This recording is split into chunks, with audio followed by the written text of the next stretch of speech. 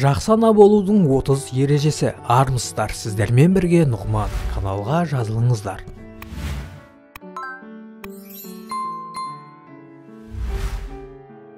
Ішінен өзіңізге керекті кеңес таба алсаңыз, біз сіз үшін қуаныштымыз. Рахмет. Балаға мен сені жақсы көремін деп жиі айту керек. Бұл сөздің артықтығы болмайды. Баланы құшақтаған сізге ерекше әсер беретін және ересек адамның да көптеген проблемаларын шешуге көмектесетін балаға жиі көрсету керек. Сіз қиналып отырғанда кішкентайыңызға келші мені құшақташы деп айтсаңыз жеткілікті. Балалармен кешкі ас ішіп отырғанда күнді қалай өткізгені, қандай қызықты жағдайлар болғаны туралы міндетті түрде сұрау керек.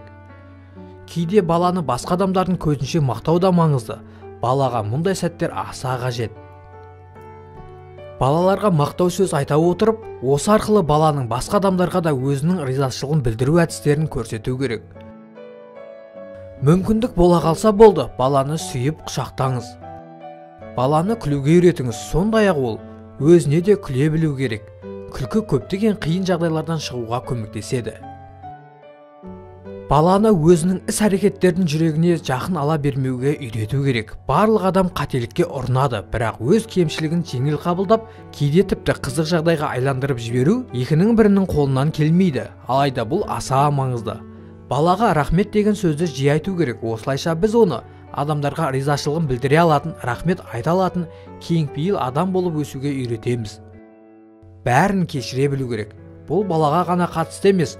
Мұны балаға да үйреткен дұрыс. Оған қатыгездік адамды іштей қинайтын түсіндірген абзал.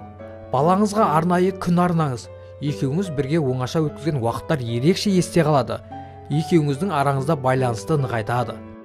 Баланың өзінің шынайылығын көрсетуге тыйым салуға болмайды. Тіпті оның көңіл күйі немесе іс-әрекеті сіздің түсінігіңізге қайшы келсе де, оған тыйым салмаңыз. Баланың таңы, яғни ұйқыдан тұрған сәті күлкіден, сүюден басталу керек. Тек кешігіп барамыз деген асығыс айқайдан сақ болыңыз. Балаңыз не айтқысы келсе де, бұған әлемдегі ең маңызды әңгіме сияқты назар аударыңыз.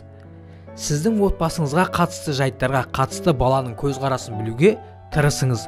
Оның пікірі де ескерілетін сезіну керек. Балаға күрделі істерді жүктеуге қорықпаңыз. Қателессе қателессін, бірақ оның не екенін енді біледі.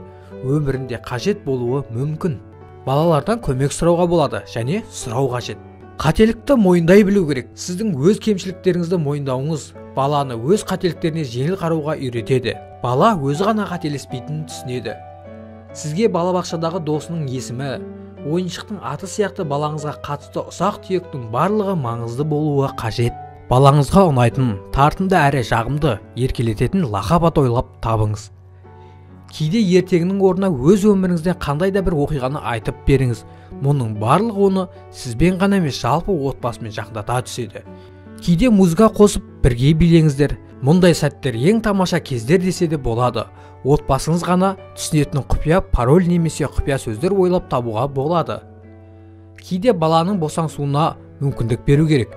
Шұлығы мен киімдерін бөлмеге лақтырып, өзіне бояу жақса да, балаға біраз еркіндік беріңіз. Үй жиналады.